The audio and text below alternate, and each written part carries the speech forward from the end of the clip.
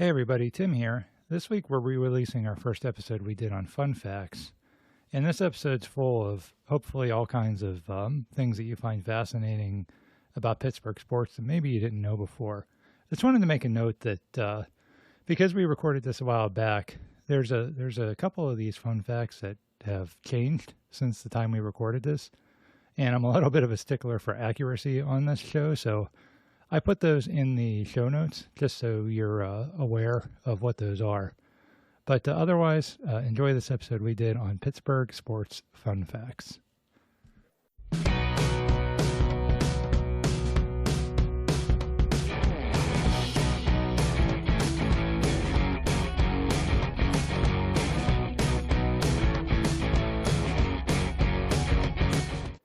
Hi, everybody. Welcome to another episode of the Pittsburgh Sports Memories podcast. And in this episode, we are going to throw 58 fun facts at you about Pittsburgh sports. Everybody, my co-host is Steve Wirt. And Steve, the way we're going to do this is we're going to break this up by teams. So we're going to go Steelers, Penguins, Pirates, and college sports. Is this like Pittsburgh Sports Memories Jeopardy? Do I have to phrase everything in the question in the form of a question? Is Aaron Rodgers going to host? No, but kudos again. If the folks listening know some of these, then congrats, because some of these you might know, some of these you might not know, and I think some of these are just interesting, and you can kind of go home and wow your friends and family with some of the things you'll hopefully learn on this episode. So let's start with the Steelers. The Steelers have the most wins of any NFL team since the merger.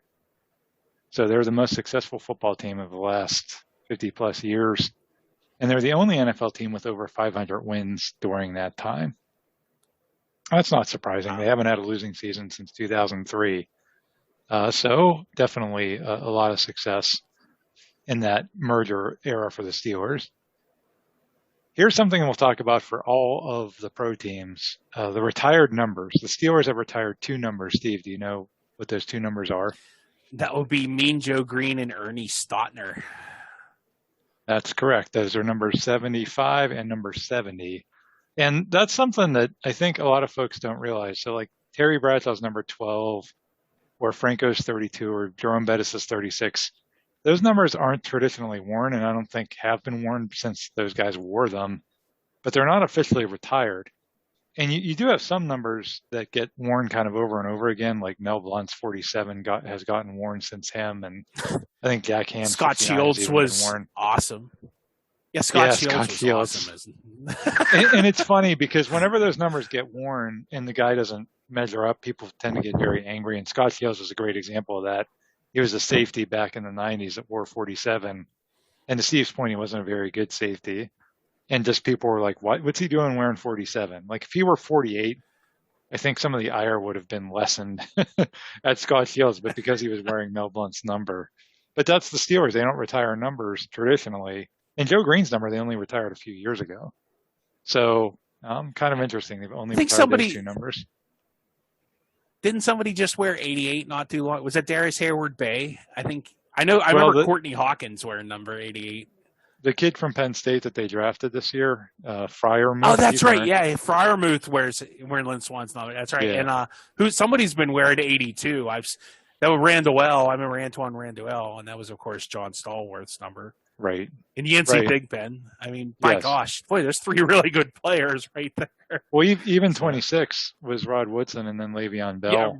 Yeah. Had a lot of good seasons. And Deshae Townsend. What about Deshae Townsend? Yeah, Deshae Townsend. Right. Yeah. So yeah, I don't know. It's just an interesting. A lot of. You could say it's kind of cool because they're only really reserving that for the best of the best. And I mean, you just had the Atlanta Falcons just retired Hank Aaron's number. If you think that sounds odd, it's because, Hank Aaron was a baseball player. So there's some teams that, the Seahawks retired number 12 because it's their fans. It's the 12th man. So, I mean, some football teams just retire like anything and everything. And the Steelers kind of, they just only do that for these very, very unique situations. But at the same time, to your point, Steve, you see guys kind of wearing these revered numbers, kind of weird.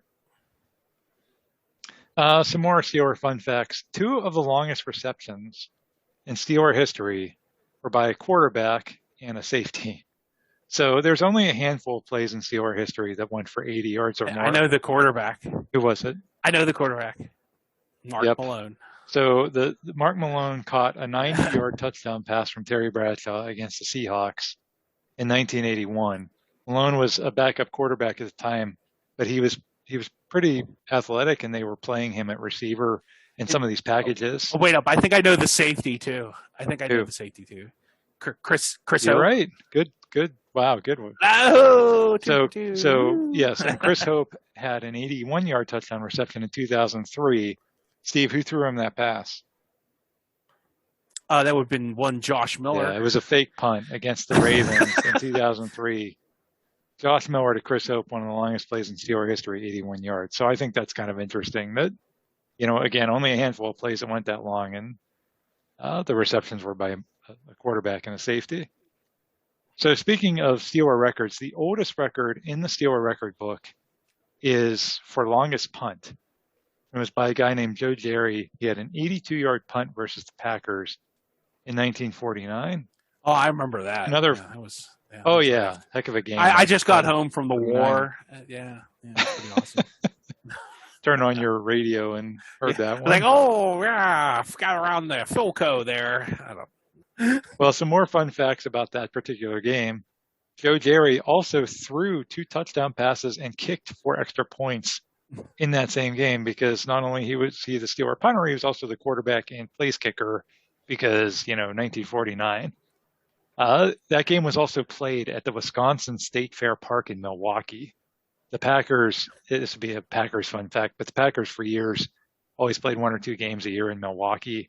I think they kept doing that up into the mid 90s, and that was played in the Wisconsin State Fair Park. So there's some fun facts about that game. They did that till the Brewers moved to Miller Park, because I don't think you can play football in Miller Park. I don't know if you could play a football field in there. Yeah. So they used to play at the Brewers' old Milwaukee County Stadium. I think so. Yeah, I'm pretty sure. Okay. Yeah. Okay. Well, 1949 would have predated the Milwaukee Brewers, so that must have been why it was at the State Fair Park. Well, went and got like a corn dog or whatever they had at the State Fair that year. Hey, there's my prize-winning cow. And then walked over and watched Joe Jerry punt it for 82 yards. Speaking of stadiums, Three Rivers Stadium was around for 31 years, I believe, or 32 seasons, actually. And during that time, there were 6 NFL franchises who never won a game at that stadium. Hold on. Browns? No, Browns. No, the Browns won there, although it was years. I mean, the Browns lost, I want to say, the first 16 or 17 years, but they eventually won. Yeah. The Colts are actually the ones that were the least successful. They went 0-11, and that included 3 playoff losses, including that 95 AFC championship. Yeah, the AFC championship game. Captain. But there are 5 other teams. So the Atlanta Let me Falcons, see if I guess them. Okay, Falcons. That makes sense. Just guess bad teams during that time. I mean, you can bad teams of the 1970s to 2000s for 100, Alex. Bad NFL teams. Let's think. No, it can't be the Oilers. So it can't be divisional rivals. So it probably has to be like an NFC team, right? I don't know. The Saints, maybe. That's a good guess. Not the Saints, but you got the New York Jets, Detroit Lions, Tampa Bay Buccaneers, and the Carolina Panthers. Now, to be fair, I was on the right track with the Saints. You were absolutely on the right track. To be fair, the Panthers played 1 game in Three Rivers Stadium. It was in the snow. Was that the return? Travis Davis returned. Man, that's a good memory. Fumble. Yeah, Yes. yeah. So in that game, it was a season where the Steelers were really bad. It was the day after Christmas. It was snow covering the field. And Travis Davis, I think that's still the longest fumble return in Steeler history, is 101 yards, because Fred Lane, who passed away shortly after that, he coughed up the ball into the end zone, and Davis scooped it up and ran 101 yards the other way in the snow. But yeah, so yes, the Panthers never won there, but I mean, they had 1 chance. So the Steelers had some pretty good success against teams in their home stadium One team that they have not had success on much on the road is the Rams. They have never once beaten the Rams in Los Angeles. The Rams played in Los Angeles. Ever? Wait, where was Super Bowl 10? Wasn't Super Bowl 10 and it was in Pasadena? Was that in Pasadena? It was Super Bowl 14, but yes, it was in Pasadena. Oh, come on. That's almost LA, isn't it? I don't know. That was not a Rams home game. Sorry. It does not count.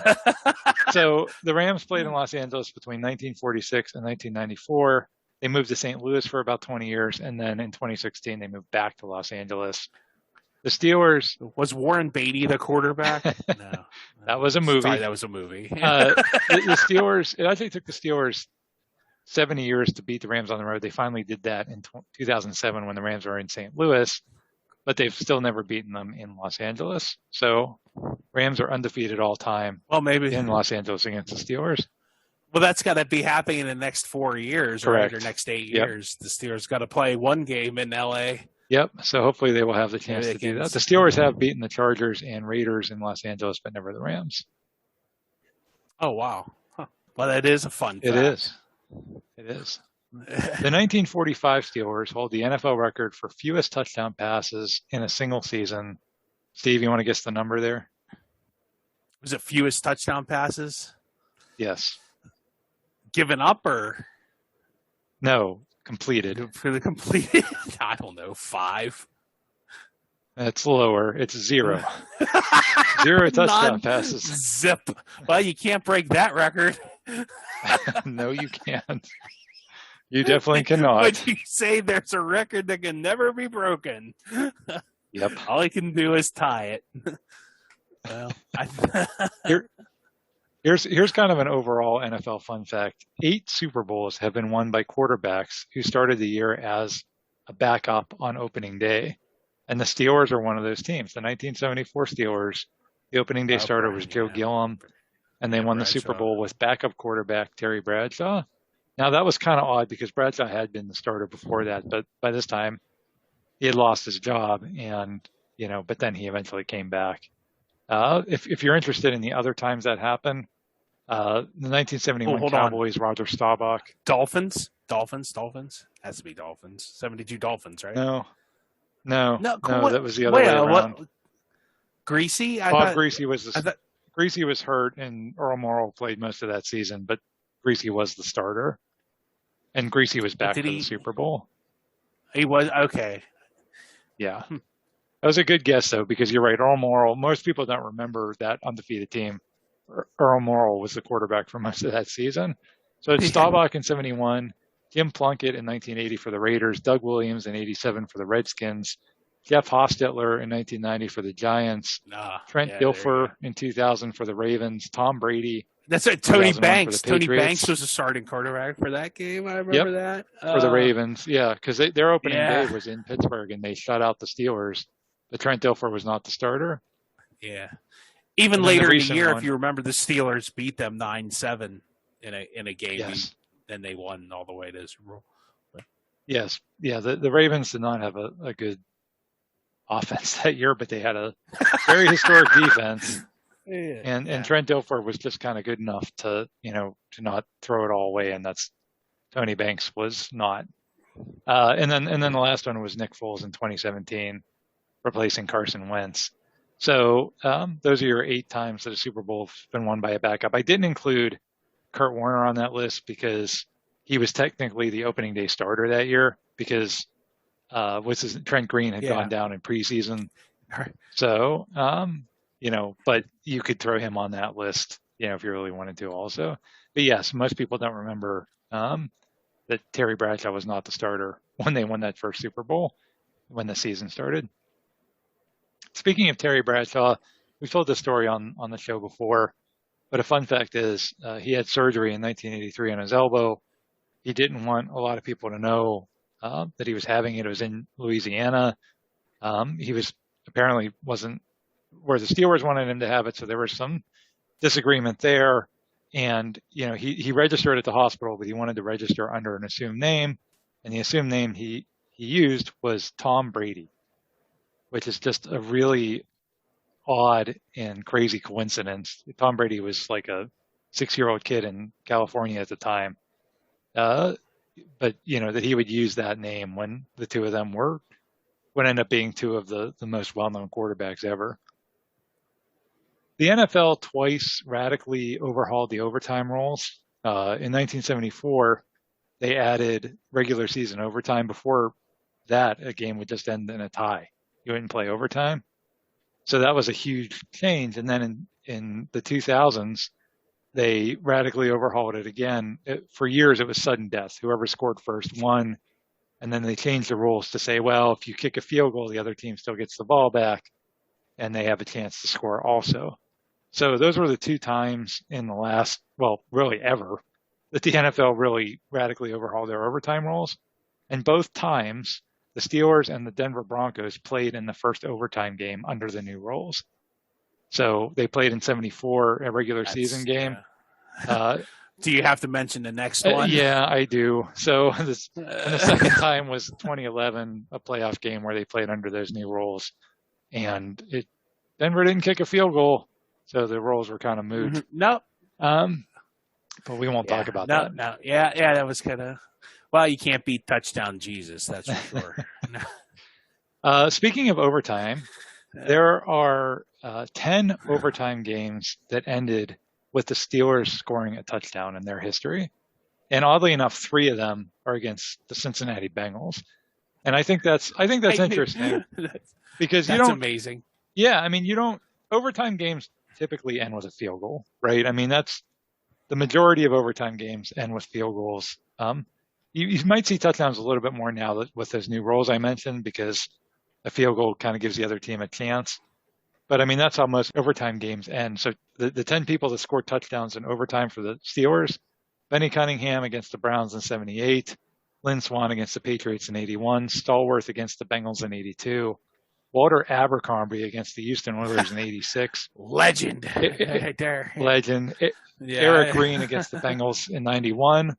Jerome Bettis twice in the 97 season against the Jaguars and Cardinals. Santonio Holmes in 2006 against the Bengals. Rashard Mendenhall against the Falcons in 2010 on opening day. And then, of course, the immortal Kobe Hamilton against Cleveland in 2016.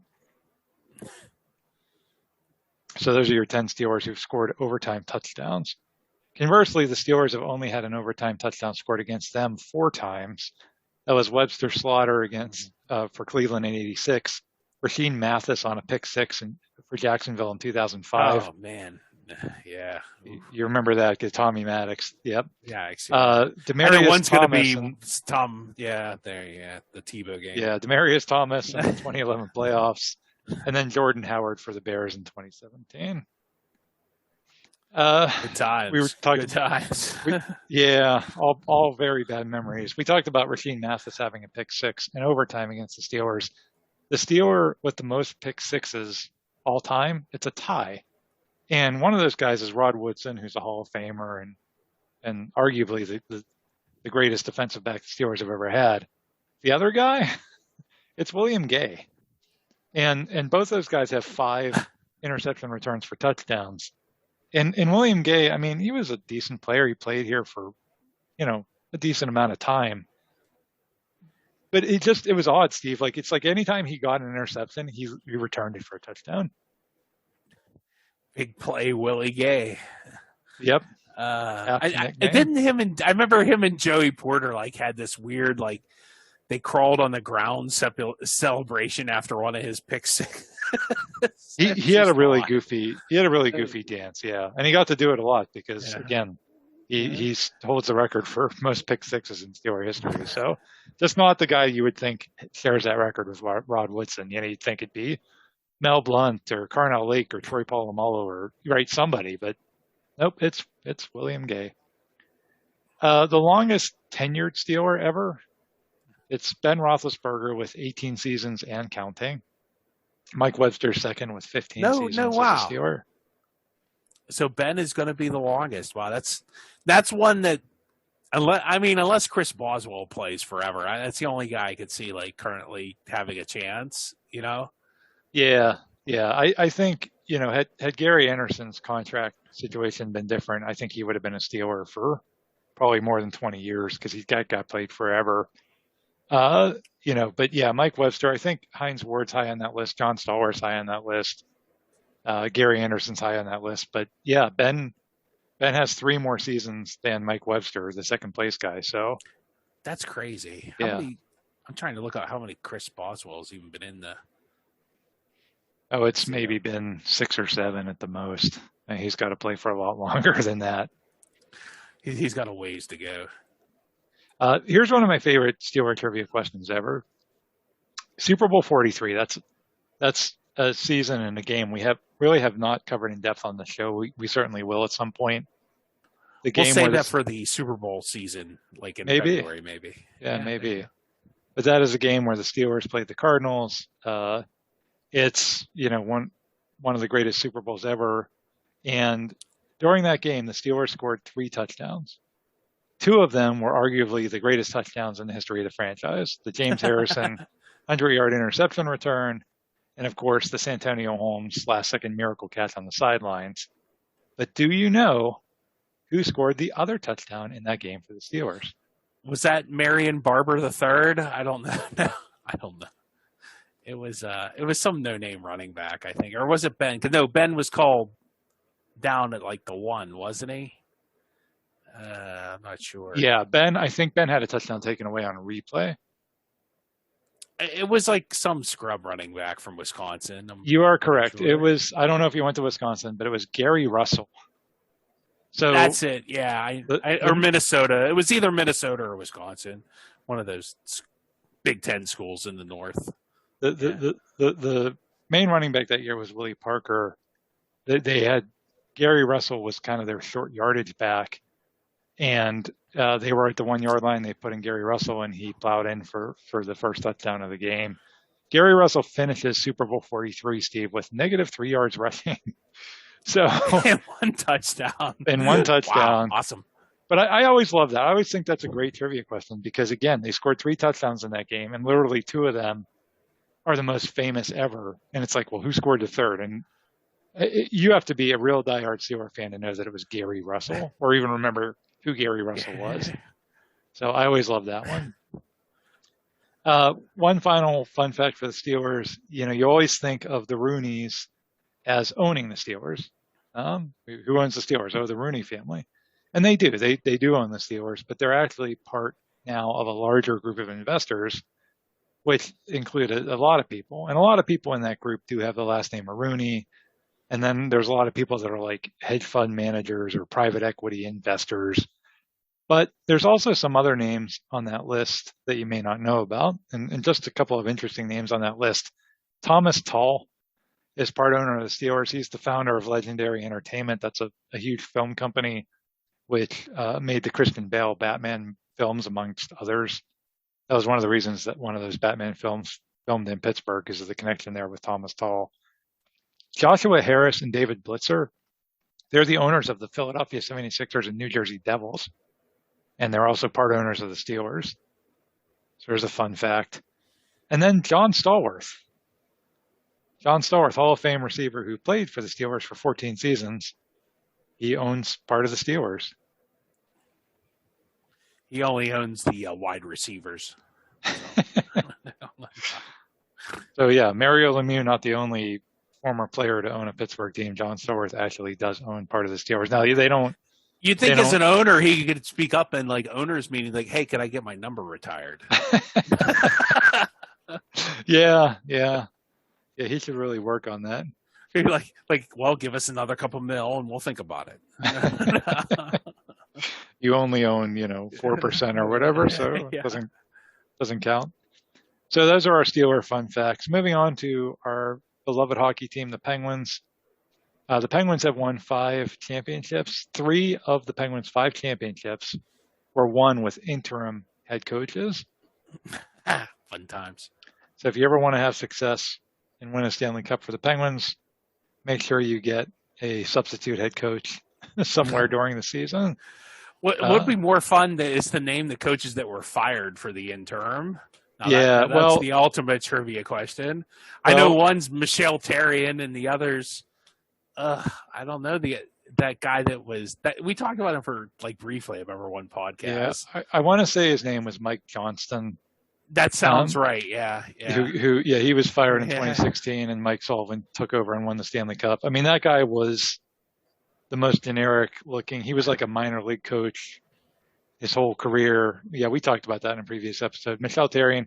And then 92, when Scotty Bowman took over, it wasn't because somebody was fired. It was because Bob Johnson, tragically became ill and passed away. I don't know that Scotty Bowman's like, let me go get my Hall of Fame Stanley Cup winning coach off the bench. Yeah. That's like literally having like Bill Belichick as an assistant coach. It's I'll just bring this guy in. A little different of a scenario there. You didn't exactly like promote the minor league guy like you did with Bausma and Sully. Playoff overtime. To me, playoff overtime is the most exciting thing in sports. Playoff overtime in hockey. Some playoff overtime facts for the Penguins. Mario Lemieux never, in his great career, did so many things. Never scored a playoff overtime goal. Brooks Orpik and Darius Kasparaitis scored as many playoff overtime goals as Sid and Gino. All those guys scored once in playoff overtime. The best part is both those are, I think, eliminating like series clinching goals, aren't they? Oh yeah, you're right. Because Orpik was to knock the Islanders out of the playoffs, and then Casper was against the Sabres, as we talked about in one of those previous. It's a good point, Steve. I forgot about that. Those were both series clinchers. Since 2013, the Penguins have played in 23 overtime playoff games, and they have won 6 of those. So recent years have not been kind to the Penguins in playoff overtime, but they've managed to win 2 Stanley Cups during that period. So you got that going for them. The Penguins have also lost, at the time of this recording, 3 consecutive playoff openers in overtime. So the Islanders, Canadiens, and then Islanders again last year. The first game of the playoffs, game 1 of the opening series, the Penguins dropped all 3 of those in overtime. So not a good recent track record of overtime for the Penguins. The Penguins' all-time leader in penalty minutes, Steve, you want to guess at that one? I think I've looked this up before. I'll give you a hint. It's not who you would think it is. It's not like Darius Kasparaitis or Rolf Samuelsson. It's not like a bruiser. I was thinking like Battleship Kelly or somebody like that. Or that's a good guess too. That was back in the 70s. It's a more recent player. It's a player from the 90s. Oh, it's a more recent. Rick Tocchet? I don't know. That's a good guess. It's Kevin Stevens. Man, I was close. You were close. Yeah, Kevin Stevens, the all-time leader in penalty minutes. And part of that record is, you have to play for the team for quite a while, and Stevens did. Malkin is closing in on that record and probably will eclipse. I can't believe Malkin has that many penalty minutes. Well, Malkin takes a lot of penalties. Wow. I mean, he just does. He's not like a dirty player, but he does take a lot of penalties. Some of them are very bad. So he will probably eclipse Stevens before it's all said and done. Well, there is the patented, let's take an offensive zone penalty. That seems to be his MO. Yeah, well, we're really pressing. We're about to score a goal. Whistle, arm in the air, 71 for the cross check. Yeah. Like it's like 100 feet from your own net. Like, what are you doing? Like, really? Yep. Here's a good one. The Penguins had the last ever unmasked goaltender. That was fearless Andy Brown in 1974, or maybe as he should have been called, stupid Andy Brown, for trying to stop pucks. Did you say 1974? Yes. Oh my gosh. Wow, I can't believe they let a goalie play without a mask in 1974. I know with That's the helmets. Insane. I know with the helmets you were grandfathered in. If they made a rule at some point, you had to wear a helmet. But if you didn't, if you played, I remember that. Yeah, I remember. Yeah. Because there was a guy that played for the Capitals. I can't remember that. There was a guy who played for the Sharks that didn't. Yeah. Yeah, I mean, and he played for like years, and he just never wore a helmet just so it could be the answer to a trivia question. But the helmet thing, at least, I don't know, not very smart either. But puck's flying at you, and you're not wearing a mask. Well, people are literally shooting the puck, and your job is to stop it. Like if you're a forward or defenseman, that necessarily isn't your job. But like as a goalie, that's kind of your whole job. So I would think I would wear a mask. That's just me. But hey, to each their own. I can't believe, like, and two, like, I think back in like the old days, they didn't curve the sticks as much, so you couldn't shoot the puck as hard. But like, definitely by the '70s, people were curving the sticks pretty good there. I mean, that really makes the shots go a lot faster. So yeah. Fearless Andy Brown. He was Fearless. pretty He didn't fearless. care. Yeah, didn't probably have any teeth and broke his nose a lot, but hey, good for him. But he's fearless. Yeah. The Penguins. This is another fun fact. The Penguins have never won a Stanley Cup on home ice. The only team that has won a Stanley Cup on Pittsburgh soil is the Detroit Red Wings in 2008. The Penguins have been around since 1967, but Pittsburgh actually had an NHL team back in the 1920s. They were called, this is pretty original, the Pittsburgh Pirates. They existed in the NHL between 1925 and 1930. And kind of their contribution to Pittsburgh history is they were the first team in the city to wear black and gold uniforms. I don't think I covered them in the defunct team thing, did I? No, I didn't. No. We'll have to go back and do a follow-up then, Steve. Yeah. An addendum to that episode. Added in. I'm sorry, I forgot about the Pittsburgh Pirates. The Hornets were much more successful anyway, but they were. They weren't a Stanley Cup team though. They weren't an NHL team. They were whatever that other league, the minor league was. Yeah, and this was again the 1920s. I mean, how popular was hockey at that point? But here's another contribution they kind of made later. In 1980, the Penguins wanted to change their colors. The Penguins had always worn like this kind of light blue and white sweater. And in 1980, this was after the Pirates and the Steelers had both won championships the year before. They wanted to change the black and gold to match the Steelers and the Pirates and this whole City of Champions theme. Well, the Boston Bruins objected, and they went to the NHL and they said, no, those are our colors. The Penguins aren't allowed to do that. But the NHL allowed it because the Penguins said, hold up a second. This team in the 20s, the Pittsburgh Pirates, they wore black and gold before Boston did. So we actually invented black and gold Boston. So the NHL actually, because the Penguins made that argument that we actually had black and gold, 50, 60 years before that they were allowed to do that, and the NHL agreed and told Boston to stick it. So that was, I thought that was kind of a fun fact there.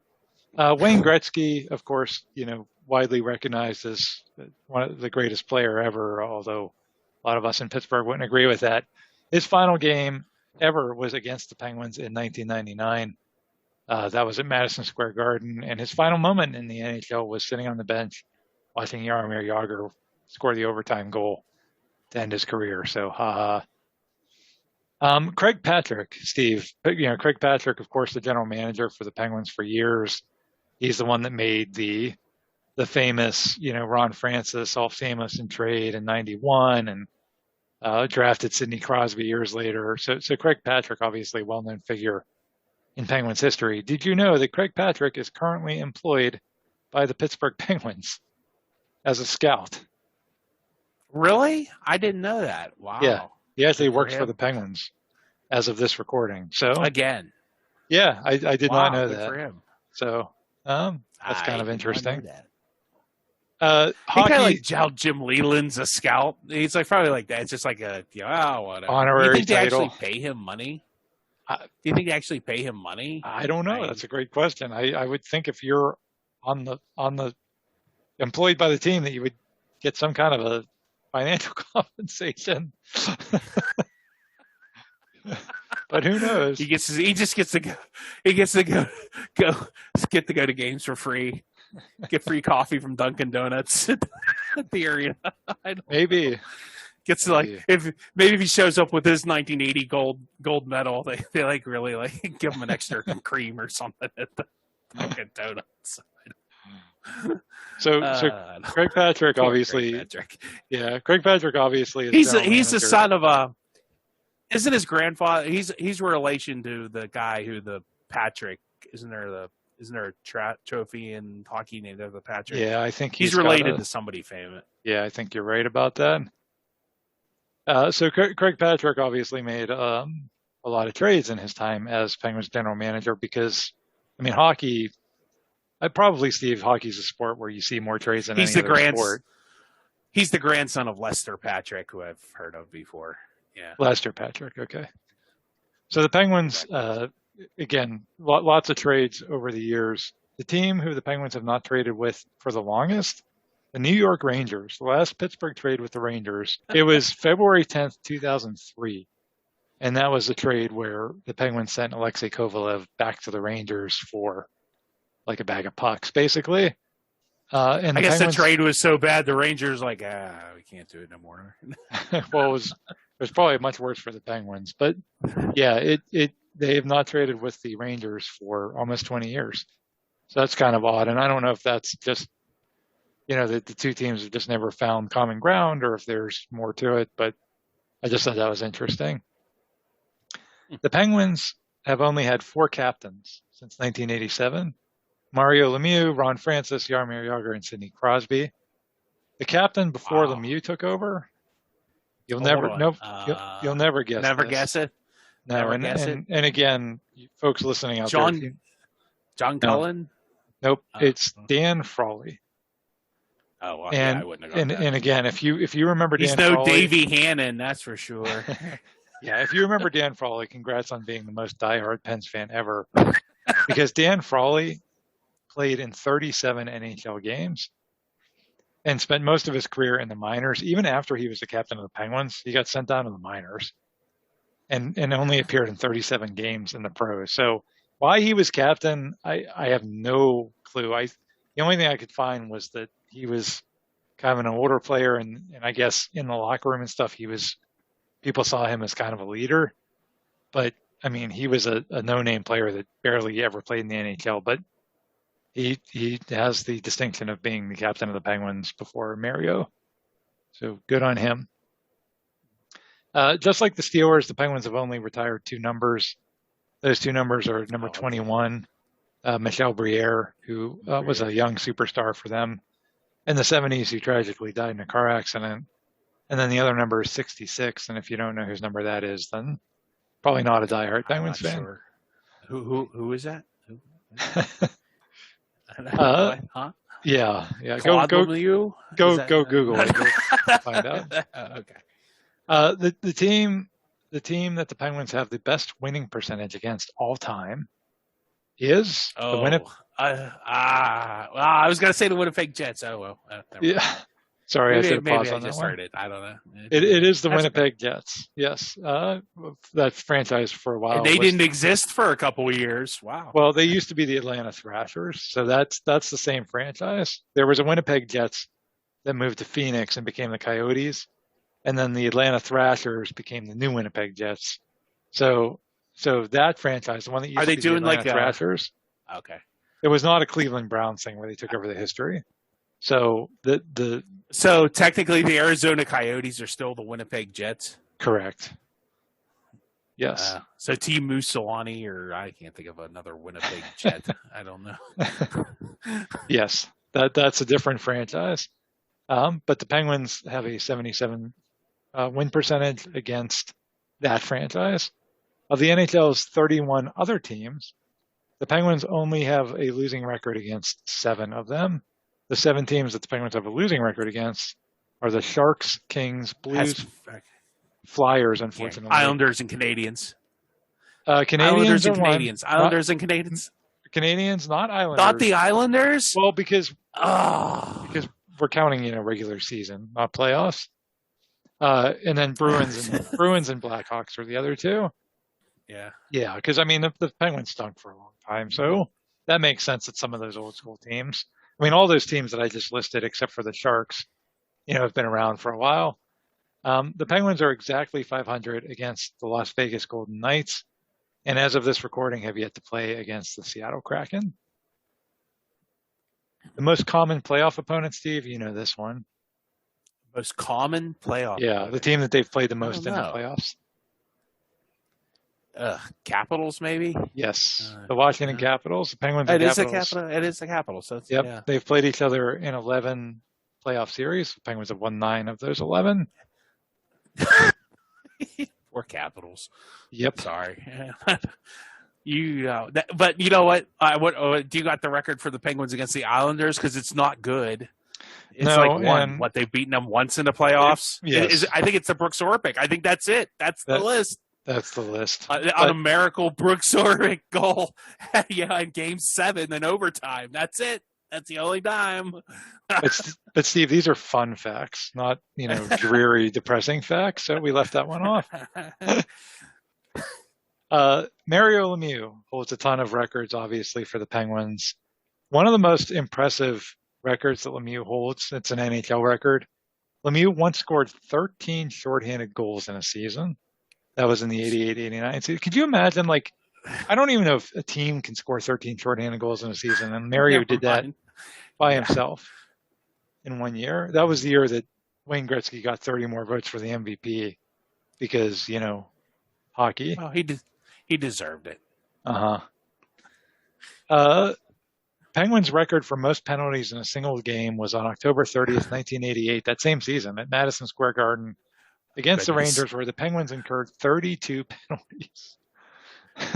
This is as a team, not as one team. person. How did that Islanders game with Gillies and all them not have more? I was surprised. Gosh. Yeah. I would have thought that would have been the record, but it's not. It's a 88. I mean, even the goalies got in a fight. They did. Yeah, and maybe it was just because the rest of that game didn't have a bunch of penalties. I don't know. The most penalty minutes, you were kind of alluding to this, most penalty minutes incurred in a game by one player was Russ Anderson against the Edmonton Oilers in 1980. Russ had 51 penalty minutes in a 60-minute game. How do you even do that? What's considered a high ice time? 40 minutes, 30.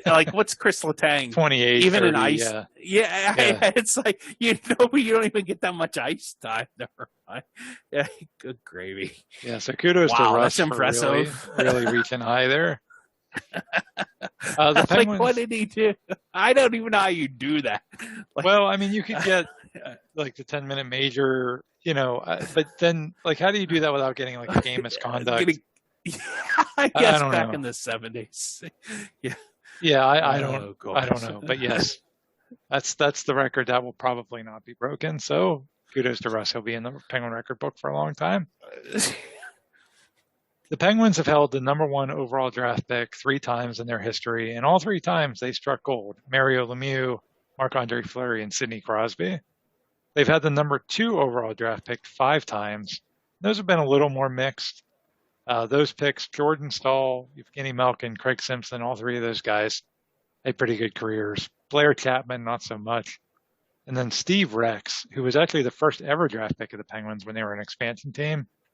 And Steve Rex actually chooses to join the Canadian national hockey team rather than play for the Penguins because, God save the Queen or whatever. Well, back then too, you got to remember the draft was different. You weren't allowed to draft players from Quebec or something or Canada. It's literally, could you imagine 1967 not being able to draft players from Canada? That's insane. You're literally it'd be the NFL having a draft and be okay, you can't draft players from the United States. All right. Yeah, that would be how's that going to work out for you? Yeah. It's we talked about the Penguins' recent track record with playoff overtime, but their recent track record for playoffs is pretty good. They made it to the playoffs 15 consecutive years and counting. That is not only the longest active streak in the NHL, but the longest active streak in North American pro sports in general. So you have the Penguins with 15, you have the Minnesota Lynx in the WNBA with 10, you have the Dodgers in baseball with 8, the Houston Rockets with 8, and the Kansas City Chiefs in the NFL have 6 consecutive playoff appearances. So the Penguins right now have the longest streak going for making the playoffs. Speaking of the playoffs, the Penguins have never lost a Game 7 on the road. They've played 6 Game 7s on the road all time, and they've won all 6 of them. That's pretty impressive. That is the weirdest. Yeah, that's the weirdest stat ever. That really is odd. Yeah, they've never lost a Game 7 on the road. No, you're not including like game fives or anything like that, like when they had the shorter series. No. These are game sevens. No, that's a good point. That's a fair point because when they had the 5-game first round series, they definitely lost at least one of those to the Islanders. Did they? And they lost. Didn't they lose? They lost. Didn't they lose to St. Louis way back when in overtime? Or probably they lost a game. They lost game 7. Yeah. Yeah. I mean, again, I however far back that goes, but still pretty impressive. Game 7's a very high pressure situation. Now, conversely, they do at home. Penguins are 4-7. Yeah. 4-7 in home game 7. So if you're going to go 7 games in a series, you want the Penguins to be playing that game 7, not in Pittsburgh. Speaking of road game 7s, when the Penguins beat the Red Wings in 2009 to win the Stanley Cup in a road game 7, it meant that all 3 Pittsburgh pro sports teams had won a championship in the city of Detroit. The Pirates in 1909, the Steelers in 2005, and the Penguins in 2009. Wow. So maybe we should play more championships in Detroit. Yeah. So it's been good to the city of Pittsburgh. Oddly enough, Pitt did win the Little Caesars Pizza Bowl there too. So well, yeah, you got to throw that in. I mean, that was big. I mean, Stanley Cup Little Caesars Pizza Bowl. I mean, it's right there. Those 3 franchises, only one of them has won a title in Pittsburgh. That's the Pirates. But Detroit is a good place for Pittsburgh franchises. Nice. So those are our Penguin fun facts. On to the Pittsburgh Pirates. The first, these are. This can get ugly. This can get ugly in a hurry. It could. The first ever manager for the Pirates was a Civil War hero. That's how long the Pirates have been around. It's a guy named Al Pratt. Wow. Yeah, he fought in the Civil War. When he died in 1937. Any famous battles? I don't know. I don't know. Was he at Gettysburg? Antietam? That's a good question. We could probably look that up. He was at Petersburg. He was there at Appomattox. He's like, I think I'll go play some baseball while General Lee surrenders. I'm assuming he's general for the North. I'm hoping he was a general for the North. He was. He was actually, when he died in 1937, he had requested to be buried in his Grand Army of the Republic uniform. The Pirates are one of 12 Major League Baseball teams to use the third base dugout as their home dugout. Most of the time, that's right. Yeah. Most of the time, the first base dugout is supposed to be the home dugout, but the Pirates use the third base one. And the stated reason for that is to provide the players a view of the Pittsburgh skyline, presumably to take their minds off of, the game, which usually is they're losing. We talked before about winning championships on Pittsburgh soil. The last team to do that was the 1960 Pirates. And did you know that, as of the time of this recording, 11 players from that 1960 team are still with us, which is kind of hard to believe because, that was 60. I can think of 2 off the top of my head. Yeah, Bill Mazeroski and Dick Groat, right? Dick Groat's still alive. Yep, I think. Those 2, Benny Daniels, Roy Face, Vern Law, Bob Otis, Ducky Schofield, Joe Christopher, Bob Skinner, Bill Virdon, and Roman Mejas. So something was... Bill Virdon's still alive? Yeah. Oh, my gosh. Yeah. Bill Virdon was old when I met him. And like when I was in 3rd grade, I met him one time. And I can't believe that. Wow. Oh, good. Yeah, good for him. He outlived Steinbrenner, so he got the outlast laugh on getting fired there. He's Steinbrenner. He's 90 years old. So something in the water that those 1960 Pirates were drinking, obviously, because it's just hard to believe that 11 guys from that team are still alive. There's only one Pirate ever that hit more than 50 home runs in a season. It wasn't Barry Bonds. Not Stargell either, huh? It wasn't Willie Stargell. Wasn't even like Brian Giles or Kutch or one Ralph of those recent Kiner, guys. maybe? You got it. It was Ralph Kiner. He did it twice. Well, I heard we can finish in last without him. So yeah. So what Steve? So Kiner did that twice in 47 and 48. And what Steve's referring to there is Branch Rickey was the general manager of the Pirates in the early 50s, and there was a contract dispute. And Rickey famously said, hey, we can finish in last place without you. So he traded Kiner to the Cubs, I think. So that was the end of Ralph Kiner's time in Yeah, Pittsburgh. sounds. Yeah, well, Branch Rickey, he was a good baseball guy, so I think he knew what he was doing. I'm going to say that. I mean, he had all them great years with the Dodgers.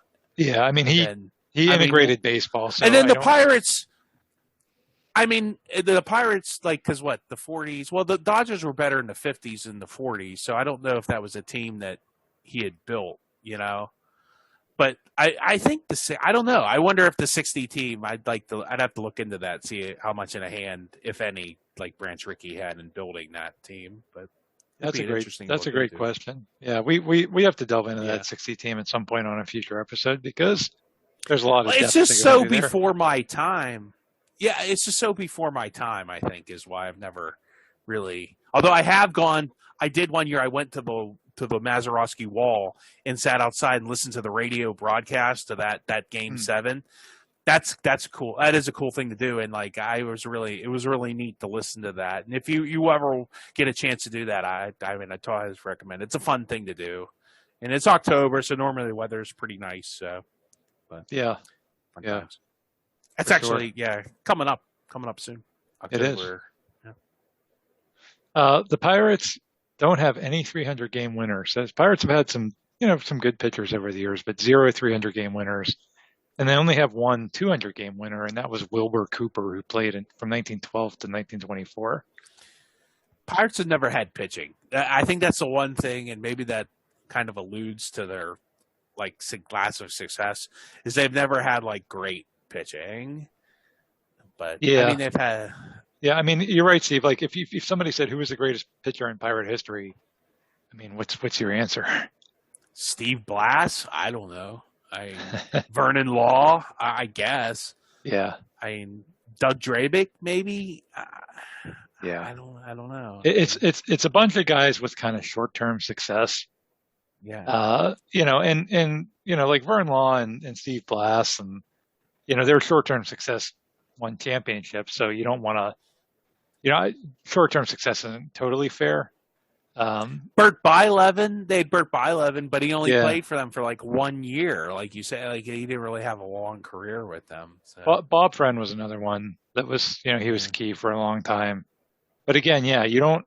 It's hard to name the list, right? So it's not surprising that they don't have any 300-game winners, and that the only 200-game winner is a guy that is not well known. Talk about hitters, though. The Pirates have had a lot of great hitters. That's been their MO. Yeah, for sure. Here's a fun fact. In 1987, RBI Baseball became the first ever video game to be licensed by the Major League Baseball Players Association, and thus include real baseball players. That game had 8 Major League Baseball teams and 2 All-Star teams. The Pirates were not one of those 8 teams because, they sucked at the time and they only wanted to have good teams. But on the National League All-Star team, there was a Pirate. Steve, do you know who the only Pirate was in RBI Baseball, the first ever baseball game with? What year was this again? 87. 87. Only Pirate in 1987. Jason Thompson? No, he was too late. Mike Diaz? I don't know. He was never an All-Star. Boy, that's tough. Dale Berra? I don't think he was ever an All-Star. I don't know. I don't know. Rod Scully. Let's go with Rod Scully. Why not? It was the immortal Al Pedrique. Oh, Al Pedrique. Oh, man. He was a shortstop, wasn't he? Yeah, he was a shortstop. I don't know if he actually I don't know if he actually made it to an actual All-Star game. I don't know. But he just was an All-Star. Well, I mean, he was the number 8 hitter for the National League. He wasn't very good in that game, and I think they were just kind of picking. The way they did it in that game, and this is one of these Tim remembers because he played RBA baseball for hours and hours in his childhood. But the way they did it was, the St. Louis Cardinals were in the game, so you couldn't have Vince Coleman or Willie McGee or Jack Clark or whoever on the All-Star team because you already had the Cardinals, and you couldn't have Kirby Puckett or whoever, because you already had the Twins in the game. So the All-Star players were all guys that weren't on other teams that were already in the game. So you had guys like Tim Raines because you didn't have the Expos, so they were kind of, I don't know if they're really going for like actual all-stars or just, decent players on other teams. I don't know how Al Padrique made it in there because he was a shortstop that didn't play for the Pirates for very long. He later became He's a actually manager. current. He's the base coach. Yeah, he's a manager. He was a manager for the Diamondbacks years later. Anyway, I just always thought that was a fun fact. Here's a fun fact that's going to shock you.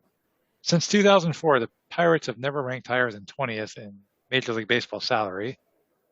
An unrelated fun fact is that the Pirates have been owned during that time by a very, very cheap man who swindles the customers year after year. I think that might be a little more opinion than fact, the salary thing is a fact. Yeah. Yeah. Well, you take your facts where you can find them. So here's a good one, Steve. I want to have you guess at this one.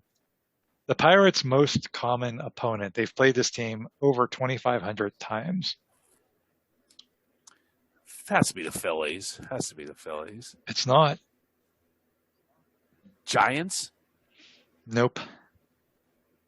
Not the Giants. Well, nope. I don't know then. It's the Chicago Cubs. Oh, man, the Cubs, really? Yeah, that's. Well, they've been playing the Giants. Well, I remember watching a game, and they said besides the last year when they didn't play the Giants, they've been playing the Giants since 1890 or something. Wow. Yeah, but I guess I would have guessed the Reds too, because I think the Reds have been around that long. The Phillies, like you said, I would have probably guessed the Phillies first, but it's the Cubs. Wow. Yep. And that's just stupid. They should really they need to be back in that division with the Mets, Phillies, all that silliness. Do something with the Marlins. I don't know what you do with the Marlins, but the Pirates should be there and the Marlins should be, I don't know, playing in Cuba. I don't know. Oh, that's a good point. You're right, Steve. That's probably why it's not the Phillies or the Giants, because for the last 20 plus years, the Pirates have not been in a division with them, but they have been in a division with the Cubs. Yeah, that's probably why. Because like I said, I don't know how long have the Cubs have been around a long time too, though. Yeah. So yeah, and that's why it isn't the Cardinals or the Reds, because remember the Cardinals and the Reds were in the West Division. Yes, good call. Way back when yeah, it was good the call. NL East, NL You're right. West. Yeah. Remember the Braves were in the NL West for no apparent reason. It's whatever. Hey, I didn't realize Atlanta was so close to LA on the West Coast. They're right beside each other. Well, yeah. That was just kind of expansion and. Well, if they can do that crap, then Florida can go play LA. We can play. It's just dude, we should be playing the Mets and the Phillies and the Cubs and if we ever play the Brewers ever again, who cares? Some more fun facts. The Pirates played in the first ever World Series in 1903, which they lost to Boston.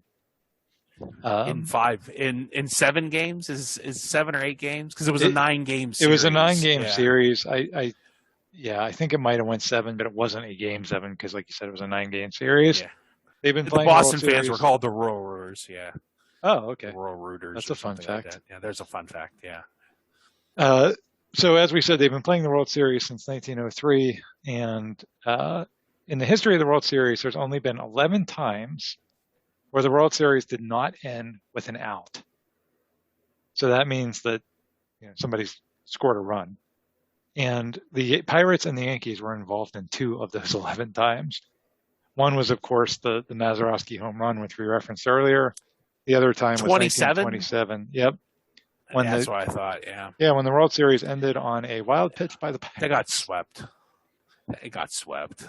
Yeah, but that's how that series ended, was a wild pitch. We were going to beat, was it Ruth Babe Ruth and Lou Gehrig, right. Yeah, we really had a chance against Murderers Row there. No. But that's how that series ended, was with a wild pitch. So both times those 2 teams played each other, it ended with maybe the Pirate pitcher just wanted to go home. I want to go home. I'm throwing the ball in the stands. Yeah. Speaking of that era, the first ever radio broadcast of a baseball game was the Pirates versus the Phillies in August of 1921. That was broadcast by a Westinghouse/KDKA employee named Harold Arlen. And KDKA actually distributed radios to employees, friends, and families simply to create a potential audience. They weren't sure anybody was actually going to listen. So they gave people radios and said, give them to your friends and have them tune into this baseball game. What are these radios of which you speak?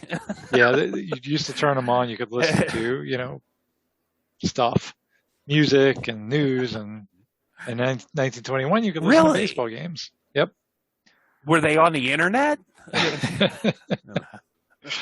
The sporting news were not big fans of that idea to do baseball games on the radio. Here's what they wrote after that first game. Quote, broadcasting stories of games as the games go along is the equivalent of succotash party with neither corn nor beans. So, sporting news in I hate when that happens, when I don't have... Yeah, when I don't have corns or beans with my succotash, I'm just really disappointed. I feel like I'm listening to a baseball game on the radio. Did people actually have a succotash party? Was that like a thing in 1921? I know there was a lot of suffering with succotash. Yeah. Sylvester the cat thought so. Hey, Tuesday night, guys, we're having a succotash party. 8 o'clock, don't miss it. Sorry, there won't be any beans. It's really going to suffer. I don't know, man. Wow. 1921. Well, I mean, it was 100 years ago. So, I mean, I'm sure they were making fun of people in 1821. It's like, oh, wow. The Pirates once had a minor league team in Hollywood. That was one of their farm teams. It was called the Hollywood Stars. So that's kind of a fun fact there. Not Hollywood, Florida, huh? Hollywood, California. No, this is Hollywood, yep. And speaking of Hollywood, Bing Crosby co-owned the Pirates for over 30 years. I think we talked about that on one of our previous episodes. And Steve, he's the reason we have footage of Mazeroski. Yep. Yeah. And why was that? He was in Paris or something, right? Yeah. What happened was back then was the NBC, I think it was whoever was televising the game would just re-record over stuff. And I mean, I guess back in 1960, they didn't think anybody who would want to watch a baseball game that already happened. But since Bing Crosby was out of the country, he had them record it. Now, obviously, there was no electronic recording. There wasn't even VHS or beta. They actually had to run a film camera to record it on a TV that they were projecting or something, or like on a mirror, like to reverse it, because you had to reverse the image, because I guess then the camera would reverse it back to normal or something. Like there was a whole explanation. Like they did a MLB Network Bob Costas thing down at the Benedum with Mazeroski, and I think a couple of the Yankees were there too to celebrate one of the anniversaries of Mazeroski's home run. So that's pretty cool. Yeah, that's definitely a fun fact there.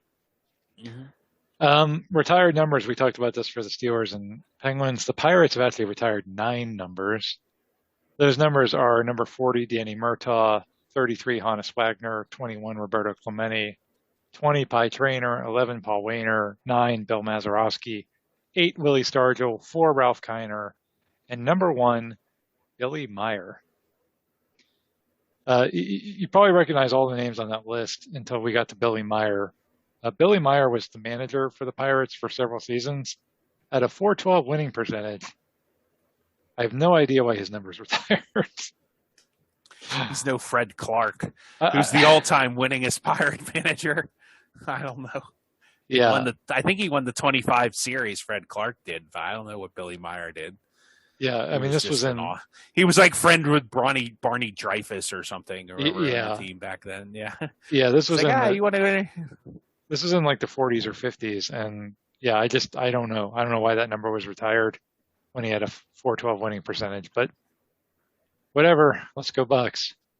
And then the final Pirate fun fact that we have is Pirates owner Bob Nutting really enjoys fly fishing, presumably because it's a cheap hobby. Wow. I don't think it's all that cheap. It's expensive to go to Montana or Wyoming or wherever you fly fish. You probably just maybe you fly fish at Seven Springs. I don't know. Sets up a pond at Seven Springs, yeah. So those are our Pirates fun facts. We're gonna wrap this up with some college sports fun facts. I kind of just lumped them all together. These are mostly Pitt football, but Woohoo!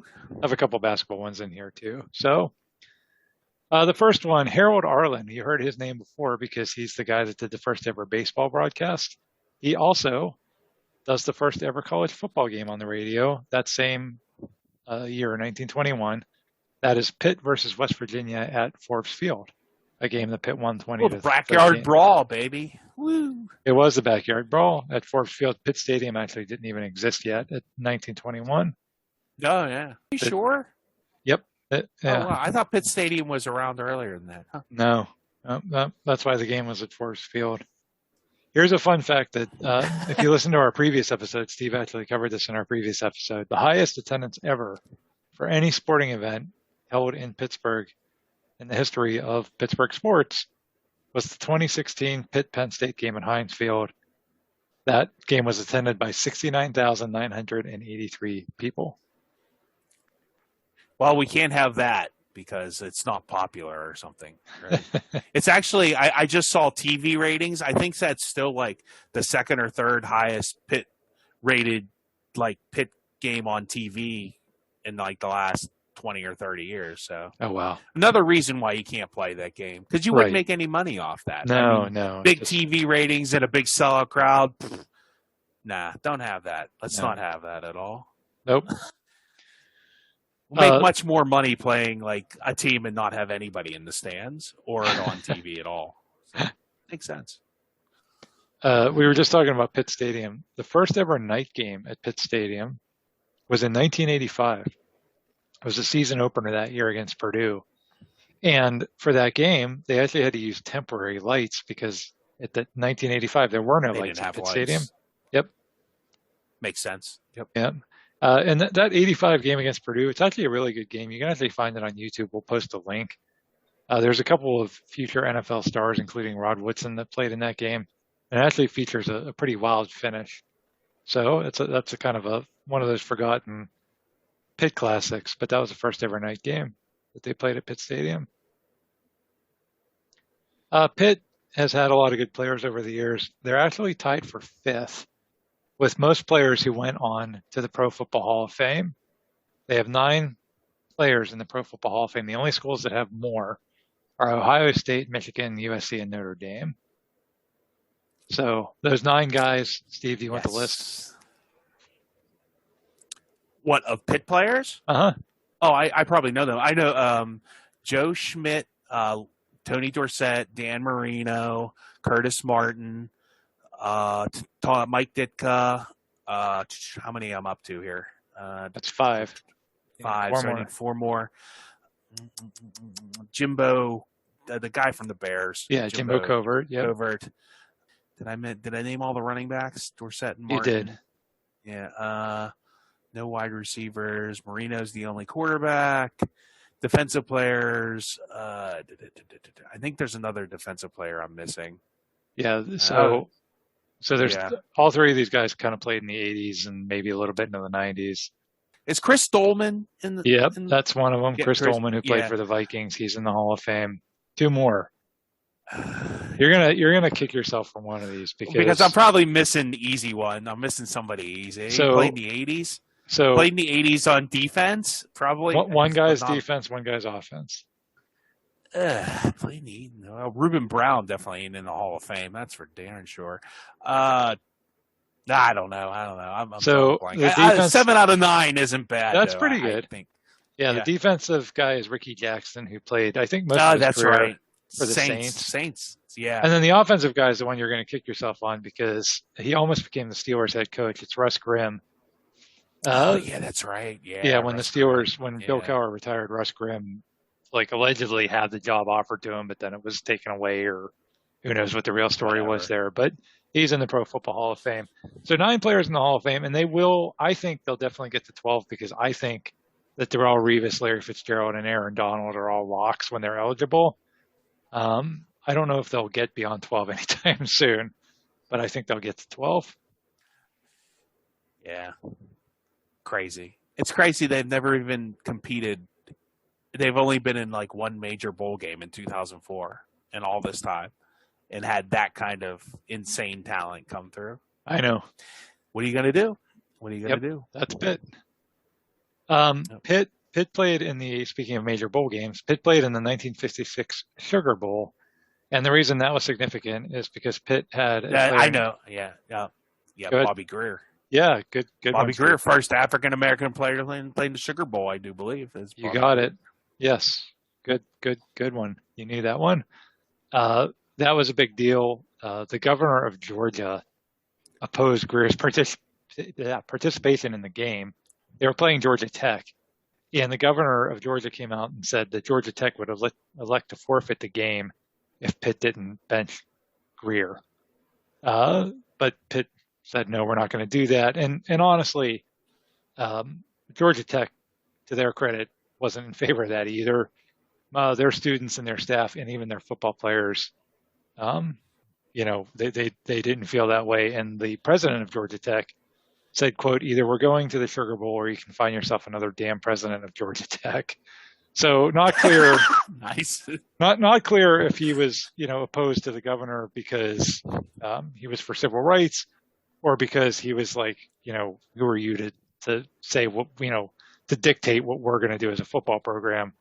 But either way, he plays. Pitt does lose the game 7-0, and part of that loss was a disputed pass interference call against Greer that was actually a bad call if you look at the footage.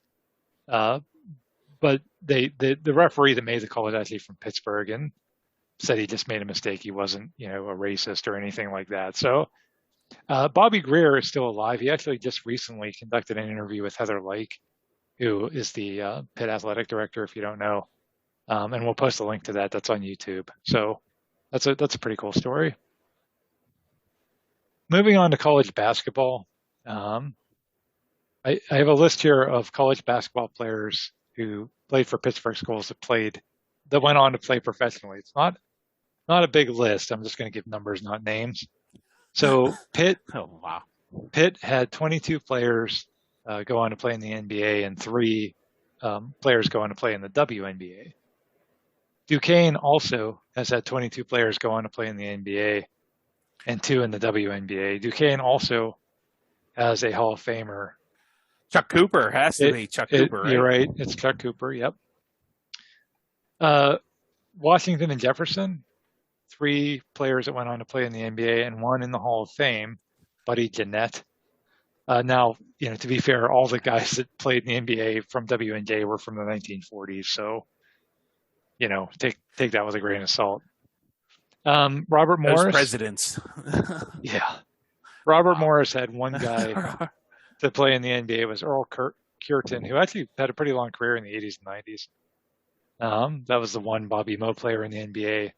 Cal U had one guy make it to the NBA, guy that named Del Beshore, who played for the Bulls and the Bucks in the late 70s. And then Slippery Rock University also had one player go on to the NBA. It was a guy named Myron Brown, who played 4 games for the Minnesota Timberwolves in 1991. Wow, that's not a long NBA career. It is not, but hey, he made it, right? He made it. So there's that. I don't know that, again, other than guys that played many years before we were born, that any of those schools have really had, hugely successful players. I know Mike James, who played for Duquesne when I went there and who actually lived in the dorm room next to me. He played in the NBA for a long time. He was never a star, but he, had a pretty long career in the NBA. And then Pitt, it's been a little bit of a mixed bag. Pitt's definitely had some good players and even some high draft picks, but I don't know that you could say that any of them are real stars in the NBA. Steve? No. Charles Smith. Yeah, Charles Smith was pretty good for a while. Played for the Knicks when the Knicks had, Patrick Ewing and that era. So he was decent. Dwan Blair was okay. Not like a great. Yeah. Yeah. I don't. That's about it.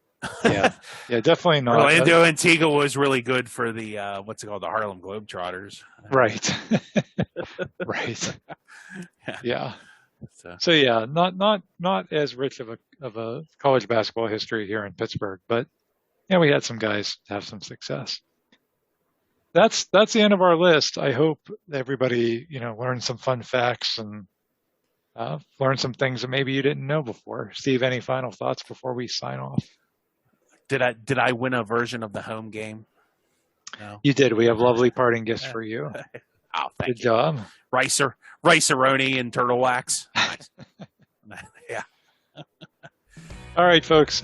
Please go check us out on our website or on social media. All those links are in the show description. Please rate us on your podcast service. That helps people find the show. And please spread the word. Word of mouth is for sure our best advertising to have folks listen to this. Thanks, everybody, and we'll see you next time.